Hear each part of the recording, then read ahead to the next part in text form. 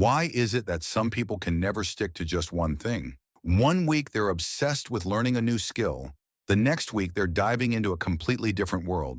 They read about everything, start multiple projects, imagine 10 different futures for themselves, and yet feel strangely restless, unfinished, or misunderstood. To the outside world, they look unfocused. To themselves, they feel endlessly curious, but quietly overwhelmed. This isn't a lack of discipline. It's a specific psychological pattern, and it's far more complex than people think. People with too many interests often have a mind that's wired for exploration, not repetition. Their brains release dopamine not from mastery alone, but from novelty. New ideas, new paths, new possibilities light them up. The beginning of something feels electric. It's not that they hate commitment, it's that their nervous system is highly sensitive to stimulation. Once something becomes predictable, the excitement fades, and their attention naturally drifts toward the next unexplored horizon. This doesn't mean they're shallow thinkers. In fact, many of them think deeply, but in many directions at once. Psychologically, this trait is strongly linked to high openness to experience. These individuals are imaginative, curious, and mentally flexible. They don't just want answers, they want perspectives. They're the ones who connect dots. Others don't even notice exist. A conversation can lead them to philosophy, science, art, and psychology all at once. Their minds don't move in straight lines. They branch out like trees. This makes them excellent idea generators. But it also makes choosing one path feel like killing off all the others. Another hidden layer is identity exploration. People with many interests are often trying to understand who they are by trying everything they could be. Each interest feels like a possible version of themselves. If I go all in on this, maybe this is who I'll become. That's why letting go of an interest can feel emotionally painful. It's not just abandoning a hobby, it feels like abandoning a future self. This internal conflict creates a constant sense of pressure. The fear of choosing wrong, the fear of wasted potential, the fear of being trapped.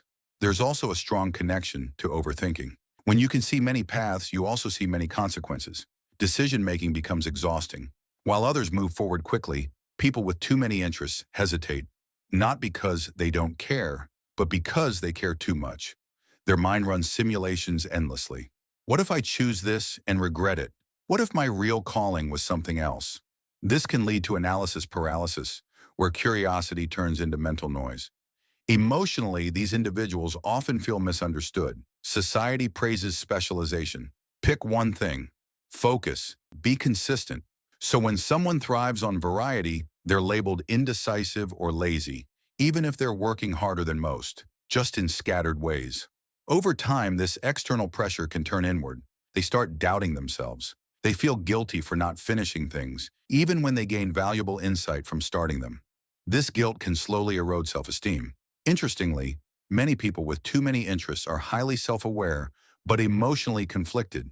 They know their potential is vast, yet they feel stuck. They oscillate between excitement and frustration. Excitement about all they could do. Frustration about not fully becoming any one thing. This inner tension can lead to burnout, not from doing too much, but from mentally carrying too many unfinished identities at once. However, this psychology also comes with rare strengths. These people are natural integrators. They combine ideas from different fields, which is how innovation often happens. They adapt quickly. They learn faster because they see patterns across domains. When they finally find an environment that values range over rigidity, like creative work, entrepreneurship, or interdisciplinary roles, they often outperform specialists. The problem isn't having too many interests. The problem is trying to force a mind built for exploration into a life designed for narrow focus. When people like this stop asking, "What's the one thing I should do forever?" and start asking, "How can I design a life that allows multiple interests to coexist?" everything changes. Their mind stops feeling like a flaw and starts feeling like an asset. In the end, people with too many interests aren't lost. They're searching, deeply, constantly, and honestly.